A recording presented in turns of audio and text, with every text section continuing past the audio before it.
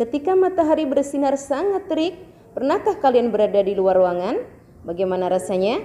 Tentu saja kamu akan kepanasan dan segera berkeringat. Assalamualaikum warahmatullahi wabarakatuh. Hai semuanya. Alhamdulillah kita bertemu kembali dalam video pembelajaran yang akan membantu kalian belajar di mana saja dan kapan saja. Check it out.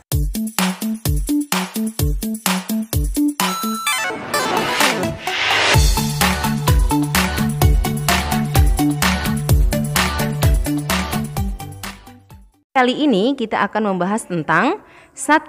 Energi panas, 2. Pengaruh energi panas terhadap benda. 1. Energi panas.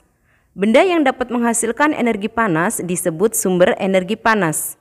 Sumber energi panas terbesar yaitu matahari. Energi panas juga dapat dihasilkan dari gesekan dua benda. Misalnya, saat kamu menggosokkan kedua telapak tanganmu. Lama-kelamaan tanganmu akan terasa panas. Selain matahari dan gesekan antara dua benda, energi panas juga dapat dihasilkan dari api. Pernahkah kamu membantu ibu memasak di dapur? Saat sendok sayur atau spatula diletakkan dalam panci yang panas, bagaimana rasanya saat kamu menyentuh spatula tersebut? Tentu saja panas, bukan? Dalam kehidupan sehari-hari, kamu sering mengukur suhu dengan sentuhan telapak tangan. Indra Praba akan mengirimkan informasi ke otak untuk memberitahumu bahwa sesuatu itu terasa panas atau dingin. Namun indra peraba seperti telapak tangan tidak dapat menentukan secara tepat derajat panas dan dingin suatu benda. Tangan hanya dapat memperkirakan panas dan dingin suatu benda. Panas atau kalor dan suhu adalah dua hal yang berbeda. Energi panas merupakan salah satu energi yang dapat diterima dan dilepaskan oleh suatu benda. Ketika sebatang logam dipanaskan dengan api, batang logam tersebut mendapatkan energi panas dari api. Energi panas membuat batang logam tersebut menjadi panas.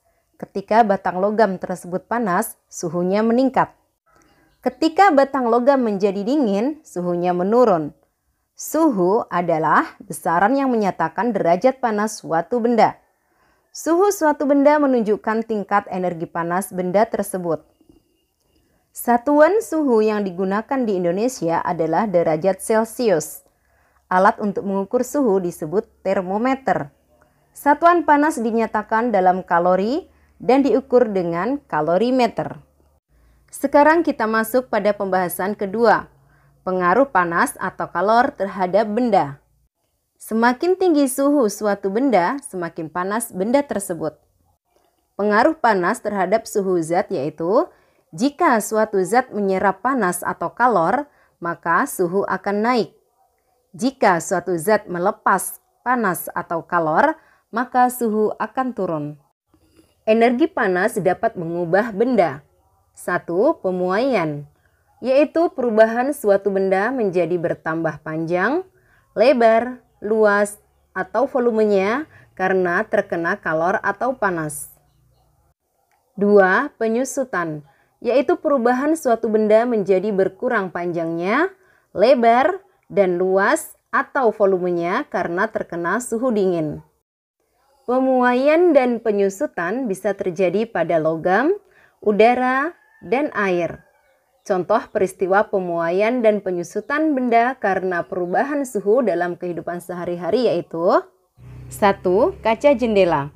Para tukang kayu selalu merancang ukuran bingkai jendela yang sedikit lebih lebar dari ukuran sebenarnya. Hal ini dilakukan oleh tukang kayu dengan tujuan untuk memberikan ruang pemuaian bagi kaca saat terkena panas. Kaca dapat menjadi retak atau bahkan pecah jika terkena panas atau bunyi yang sangat kuat seperti petir atau bunyi keras lainnya jika tidak diberikan ruang pemuaian. 2. Ban sepeda atau motor dan mobil. Ban yang diisi terlalu banyak udara dapat meletus dan dapat mengakibatkan kecelakaan. Hal ini disebabkan karena udara di dalam ban dapat memuai karena panas. 3. Kawat atau kabel listrik dan telepon. Kawat atau kabel listrik dan telepon dipasang mengendur dan tidak tegang dengan tujuan agar Kawat atau kabel ini tidak putus pada malam hari ketika mengalami penyusutan. Selain itu, agar kawat atau kabel tidak putus jika tertimpa pohon yang tumbang. Keempat, pemuaian pada gelas kaca. Gelas kaca dapat tiba-tiba pecah atau retak ketika dituangi air panas. Hal ini karena adanya pemuaian yang tidak merata pada bagian gelas. Oleh karena itu, disarankan agar tidak menuangi gelas basah atau gelas dingin dengan air panas yang baru mendidih. Contoh kelima, pemuaian pada sambungan rel kereta api. Sambungan pada rel kereta api dibuat ada celah antara dua batang rel. Hal ini dilakukan untuk memberikan ruang muai sehingga saat terkena panas, rel tersebut tidak melengkung. Rel yang melengkung akan membahayakan gerbong kereta yang melewatinya. Contoh keenam, termometer. Cara penggunaan termometer yaitu dengan ditempelkan ke beberapa bagian tubuh seperti dalam mulut atau ketiak. Tujuannya adalah untuk mengukur suhu panas tubuh. Setelah beberapa lama, cairan di dalam termometer akan naik karena terjadi pemuaian setelah mendapatkan panas dari tubuh. Cairan akan berhenti pada angka tertentu untuk menunjukkan suhu tubuh. Ketika termometer tidak digunakan, akan kembali turun karena mengalami penyusutan. Nah, kita telah membahas tentang energi panas dan pengaruhnya terhadap benda. Sekarang, tentu pengetahuanmu semakin bertambah. Bagikan ilmu yang telah kalian dapatkan kepada teman lain. Sampai jumpa pada video berikutnya. Assalamualaikum warahmatullahi wabarakatuh.